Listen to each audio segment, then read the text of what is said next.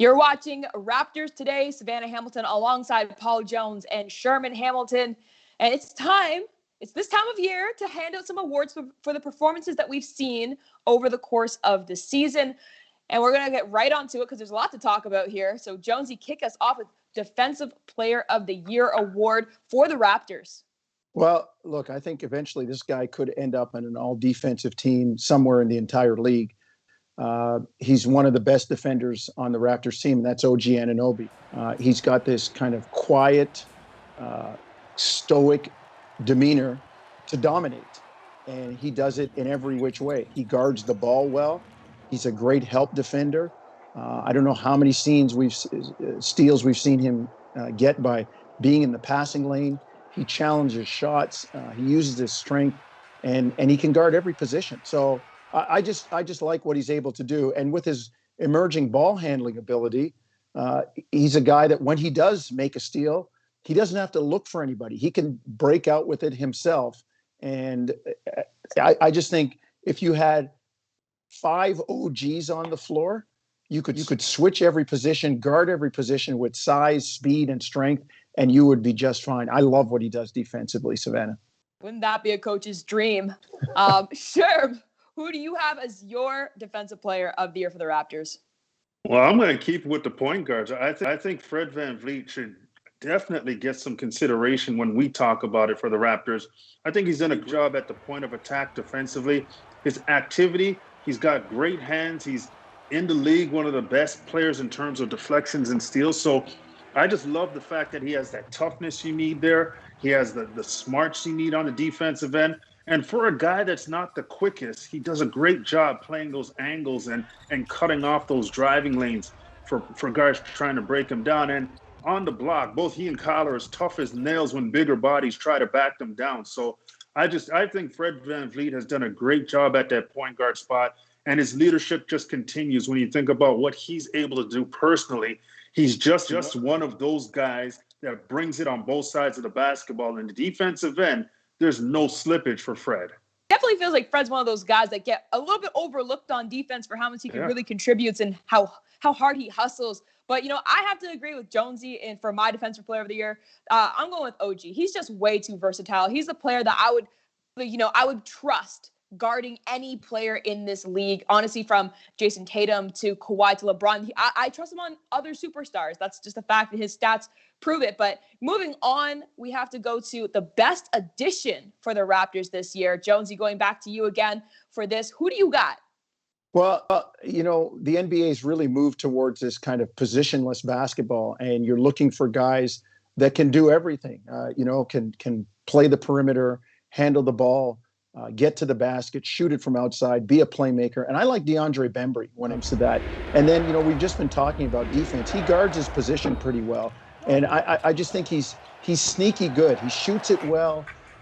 He's the only issue I have with him is the occasional high risk, high reward play with the turnover. But he handles the ball well. He can run your offense. He gets into the lane. As I said, his playmaking is good.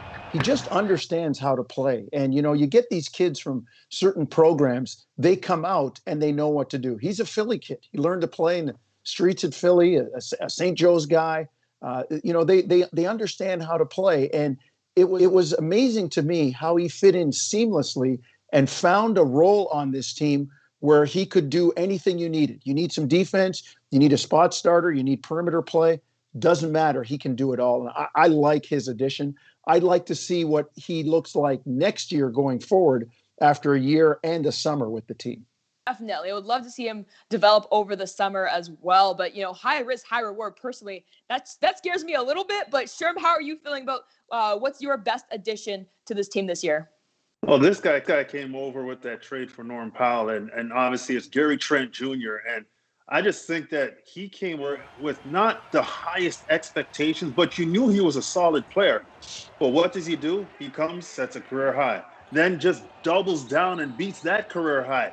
I just think he's added another element. And, that trade of Norm Powell had a little bit of a sting in it. Norm was playing some great basketball.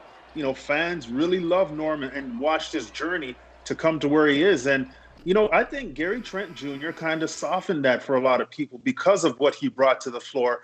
He scores, he can handle the ball, He does a good job defensively, and he's younger. So I think when you look at that whole scenario, the Raptors are pretty happy with that deal. You look at his numbers. I just think that he's been very, very good since he's come over from Portland.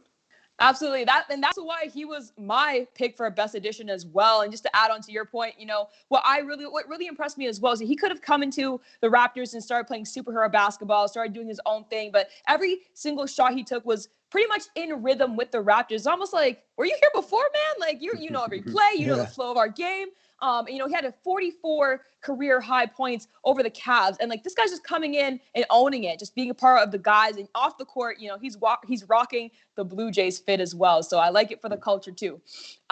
Most improved Jonesy. Who do you got on the Raptors? Well, a guy who, some of the national media in the U.S. are talking about him as a potential most improved player candidate. He's going to get some votes. It's too bad he hurt his knee, but he's back in the lineup, and that's Chris Boucher. And again, he's a guy that's really seized the opportunity.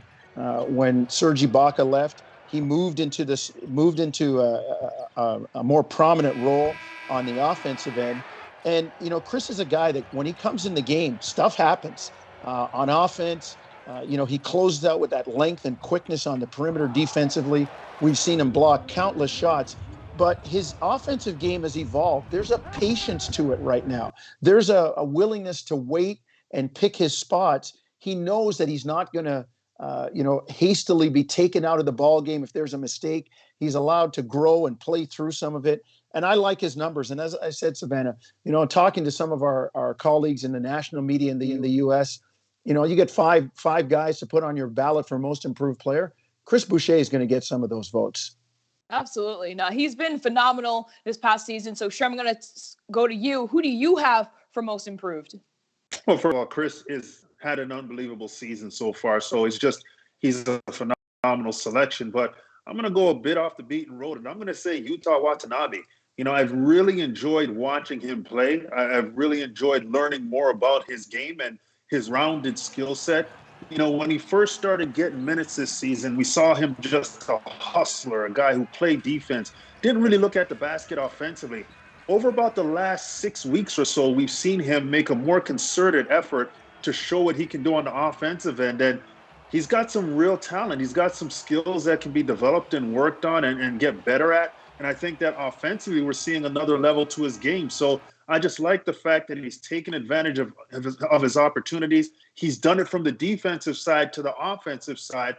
And now he's getting way more leeway to go out there and just be free on the offensive end. And it's fun to watch the different kind of shots he can make and the way that he can attack both off the dribble and off movement. And I like his size as well, too, Savanna.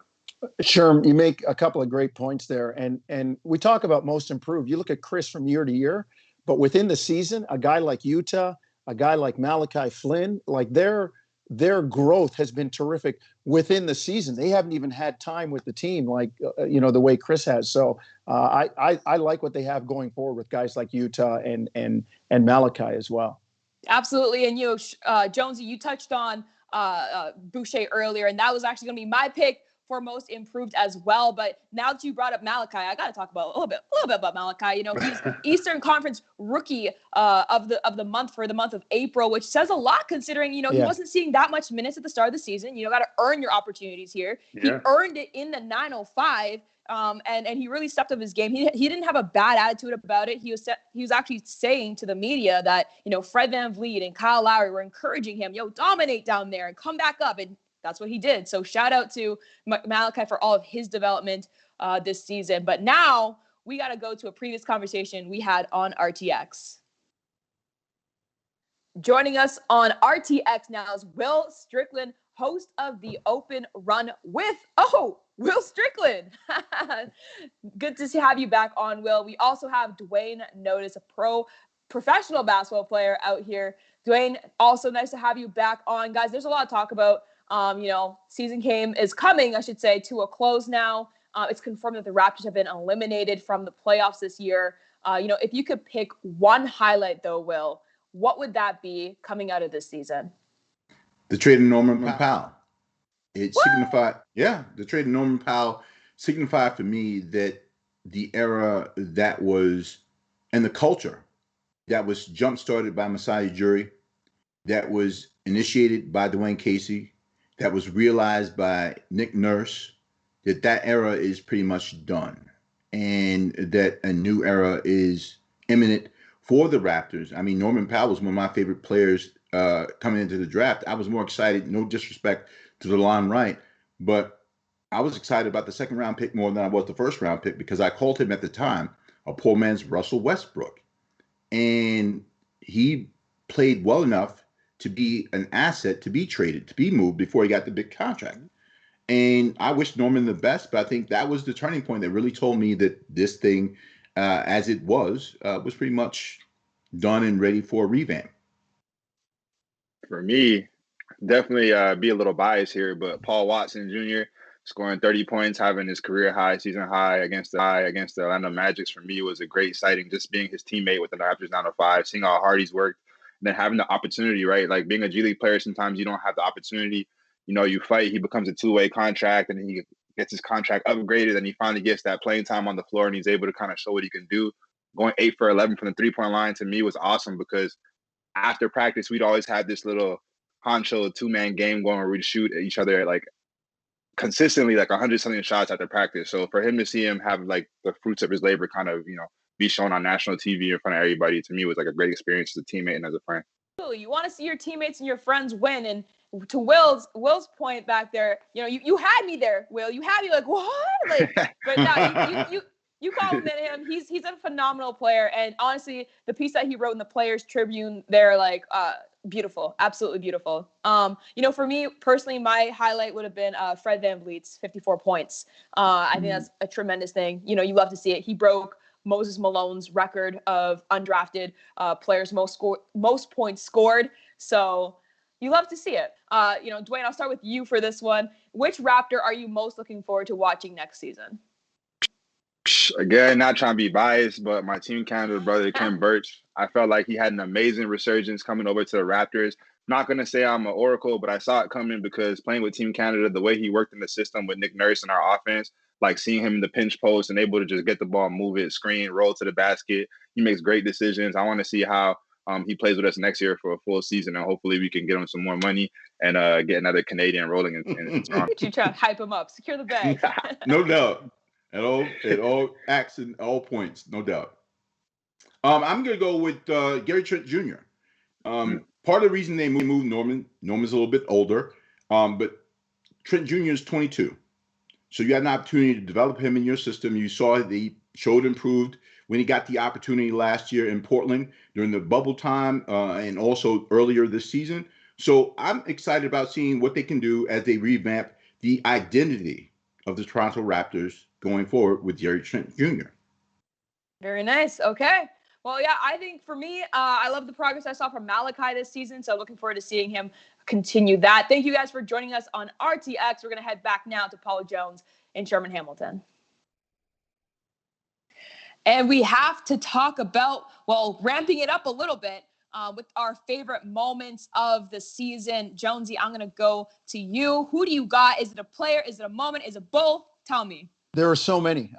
And I know it was a tough year for the Raptors, but we had so many highlights, so many great highlights. I mean, you look at the play of some of the guys we've talked about, Chris, Fred, Pascal's had his career high 44 twice. But I like the buzzer beaters. I like the game winners. I like when you're giving it to them at the end and you can send them home. And the one that comes to mind for me is Gary Trent Jr. against the Washington Wizards. Did a terrific job. It was a game that the Raptors really needed at the time. They got the miss. He hustles it up floor, no timeout, and gets to a position with calm. He took a peek at the shot clock there, the game clock, knowing where he had to get to. Nice move. Neto makes the Academy Award performance, but he'd been flopping all game, and good for the referees for not giving him that. And Gary Trent Jr. knocks that down. To me, that's a moment that stands out because you also have a guy coming to a new team, and here he is saying, "Hey, I'm here to help. These are the things I can do," and he gets a chance to be the hero for them and comes through in a big spot. Absolutely. It's a great one. And that's actually why he was my favorite addition to the team because, that game winner, oh my goodness, it felt so nice. It felt so nice to get that win, especially during that time when the Raptors were having some highs and lows. So he really was a momentum starter. But for my moment, I would have to say it's not really a moment. I kind of broke my own rules. You know, it is actually Kyle Lowry's accomplishments. It spans over the course of a season. Yeah. Now, he's already been like a leader throughout this entire process, throughout this entire, couple of seasons now. But he really became the leader in assists, charges, steals, and second in all-time points. All, collectively gathered up in this one season, which, it just speaks volumes about his game and who he is as a leader on the court as well as off. He's kept his cool despite everything happening, the relocation. He never used that once as a real excuse. And, they're happy to come back to Toronto soon, I'm sure. But, I'm just enjoying also every moment that we have with Kyle Lowry this season because we weren't sure there for a little bit, but we secured him. Now, Sherm, I got to throw it to you for your Smuckers and Jiv Ultimate Teammate moment of the season. You also breaking the rules like me. I am breaking the rules, but I love to see those career nights, Sav. I love to see, especially for the little guys that get it done. And I'm going to say Fred VanVleet's 50-point game was just one of those so feel-good moments. Fred's one of the good guys. You talk about the NBA, you talk about players that are climbing to the top and just consistently pushing the envelope. Fred VanVleet's in that conversation, and his 54 was an amazing accomplishment. And, I just love the crescendo as it continued to build. And, that second half was rolling on, and you could see his teammates were looking for him, and he continued to deliver. And I'm a big fan of being able to cheer for somebody when they're doing that and not think that they're just trying to get a number. And Fred has been that consistent piece for the Raptors, and to see him accomplish that goal. And as you mentioned in the piece in RTX with the two guys, he passed Moses Malone as an undrafted player to score that many points. So he's just one of those guys that's easy to cheer for. We all believe in Fred because of his journey and the fact that he bet on himself, and that bet has paid off in a big way, not only for himself, but for the organization as well. So there's a lot to root for when it comes to Fred VanVleet. Absolutely. He's one of those players that stick out in this franchise. And we got to, and on that note, I don't want to spoil it because we now have to move over to our next category, which is Most Valuable Player Award for the Raptors. Now, Jonesy, I'm going to throw it to you as I always do first. Who do you got and why? Who's standing out for you this season? It's funny because we could all break the rules and pick a number of different people. But hearing Sherm talk about Fred, I would say Fred. And when you get guys around the league noticing Fred's accomplishment, heard an interview with Chris Paul at the end of the Suns game a couple nights ago where he said, I think it was Fred VanVleet that said, bet on yourself. Yeah, Chris, it was. And he did. And he cashed in. And when you're getting that kind of respect around the league and, you're a champion, you're helping your team and they're hanging in. I just look at talking about what Sherm did, the way Fred, has been a leader for this team all year. We saw a 54-point night. We see him even now when he's not in games. The mask comes down. He's in the ear of the coaching staff. He's talking to guys out on the floor. He's instructing Freddie Gillespie. He's tutoring and giving the tutelage to Malachi Flynn. So, it's an MVP on and off the floor. And, he's in a backcourt where there are a couple guys like that. But I'm going to give Fred the nod here, although, it's easy to argue for anybody else, but I'll give Fred this one. Absolutely. It's very easy to argue for Fred and for a number of players on this team that really stepped up and showed their leadership. But and shout out to Fred for the coaching T-shirt he somehow nagged. But Sherm, who do you have as your season MVP this year? Well, first of all, I agree with Jonesy. Fred has been phenomenal, and he got the bag last summer, and he came back and he played hard and he got the job done. And it's almost like he never really changed anything from his financial perspective, but he played like he was coming in as a rookie and just kind of grinded it out. So I have a lot of respect for Fred, as we all know. I would say that my MVP, though, it's going to be Kyle Lowry. And it's for the reasons that you spoke to, Savannah. This is a time where we got to appreciate what this guy has done. And I know this MVP of this season isn't a lifetime award, but his lifetime has been amazing as a Raptor. And to see the point that he's landed at in a difficult year where you're out of town for the whole season, you need veteran leadership. You need guys who are going to be in that locker room, have a strong voice, a strong presence to kind of guide the ship through the rough waters. And Kyle is definitely one of those guys. And this is why Fred is in the conversation too, because Fred is one of those guys as well. But you just can't knock what Kyle has done as a Raptor. This season, his numbers were still good. You know, this is a season where people thought his numbers would drop off because he's quote unquote getting older, but his numbers were just as good. And I think he deserves that kind of recognition for the season he's had. I mean, he could have shut it down too when he wasn't traded and realized his team wasn't going to the playoffs. You know, a veteran guy has probably different goals, but he continued to work hard. He continued to play when they put him in the lineup, didn't sulk about it, and just led this team. So I'm going to give it to Kyle. Sure. When you were talking about, his numbers, quote unquote, supposed to get lower, but, as we know with Kyle, he's relentless. His numbers are only getting better, or statistically, he's leading other people to get better numbers themselves. I did he take that personal a little bit with the he's getting older, Never know. You never know.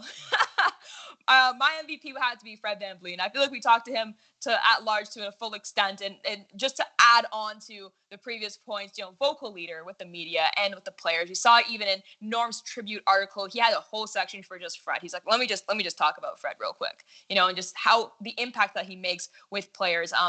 And even, like I said, with the 905, he gave advice to Malachi. He wasn't just like, okay, you're out in the blue or whatever. Like, he will sit down with players. And, I would love to see how he is behind the scenes if we had a full-on look, but we don't because we're up here in Toronto. But, his leadership growth has been amazing this season. And so I think that's why he gets MVP caliber on top of everything he's proven on the court.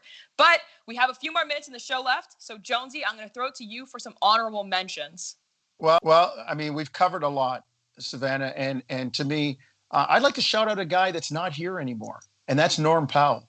He did a terrific job holding the Raptors in playoff contention when COVID was going crazy and they were losing players and coaches, and amidst the losing, Norm developed a consistency, and I thought he did a terrific job. So I know he's playing for the Portland Trailblazers. His ex-teammates in Toronto will be rooting for him come playoff time. They got a guy who's got a ring on his finger, and Portland will, definitely benefit from that experience. So little shout out to Norm Powell, even though he's not wearing a Raptor uniform any longer. And Sherman, who do you got?